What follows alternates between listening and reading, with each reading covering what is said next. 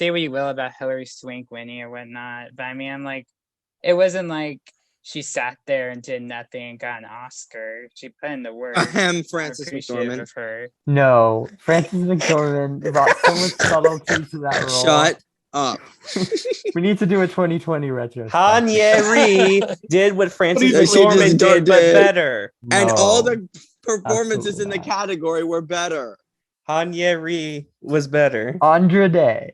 Okay. Yes, Andra Day was so much better. Moving on. Frances McDormand's performance was kind of better than Carey Mulligan. Yes. All right. No. Yes. no. Let's go, Brett. Oh, Yes. ooh. Thank you.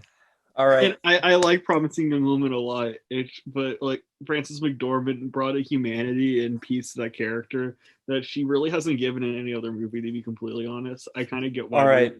All right, Sam. Yes. Gloves off. Let's It's her go. best performance. Okay. The reason why Frances McDormand is as subtle as you guys claim she is because of Chloe Zhao. It is entirely because of Chloe Zhao and nothing else. Sure.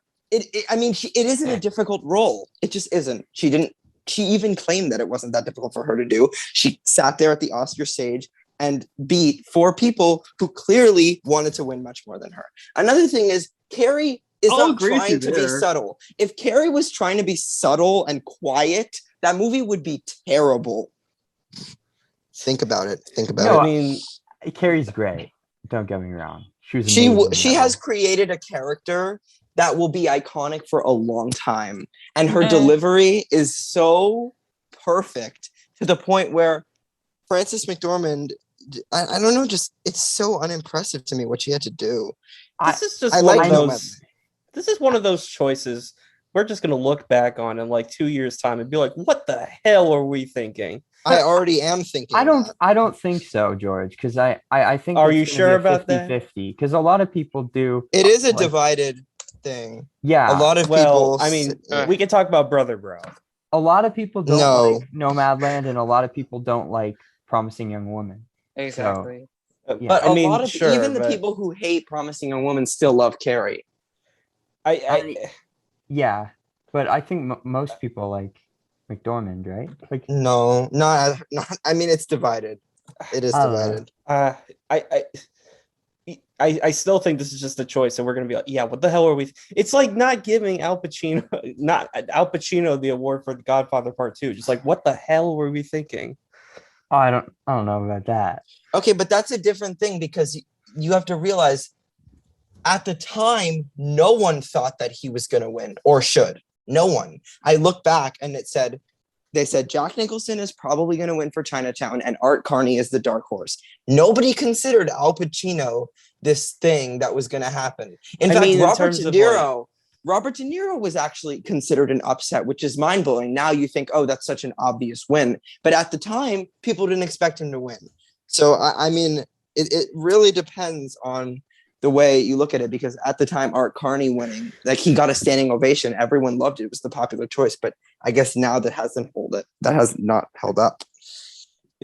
Yeah, I mean, look, I'll talk about this way more at a later day, but I'm not going to continue to put up with the fact that Promising Young Woman is the same number of Oscars as Suicide Squad, okay? Same with So does Boyhood. Minari. Same with Boyhood. Okay, when you put Promising Woman and Minari together, they only have half the Oscars that Bohemian Rhapsody has. Like, we need to prosecute these war crimes at The Hague. Hey, Lady Bird has 0. Just think about that. That's also a war crime. But Yeah. And Nashville has kind of won.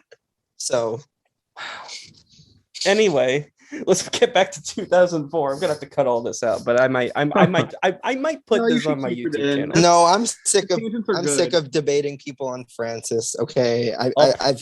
I don't like saying her name anymore at this point. This will be a bonus episode. Let's just put it that way. Anyway.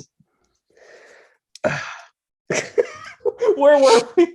Okay. $1 Million Baby Nomadland comparison. Jared, were you finished with $1 Million Baby? Yeah. Sorry, I think, did we interrupt you? It was a fun interruption. I'll say that. Yeah, I mean, sorry we interrupted you. No, That's what happens when somebody Yeah. Mm. We're very passionate. Yeah, I have to be the dad friend and say that both ladies gave amazing performances, But and one was yeah, clearly better than the other. Yeah. We Mhm. all know who it was. And it was clearly the one whose name started with a C. You mean Cranky Franny Granny? I mean, here's the thing. I just think Nomadland's a significantly better movie than Promising Young Woman, so maybe that's it. But, Yeah. But also, like, Promising Young Woman was, like, I think in my top 5 of that year, so that's not saying, like, it's bad or anything. And you say this around the one guy who would vote for Emerald Fennell to win Best Director. But we'll talk about that another day. I would vote for Pete Docter, so. Anyways. We love that. Yeah.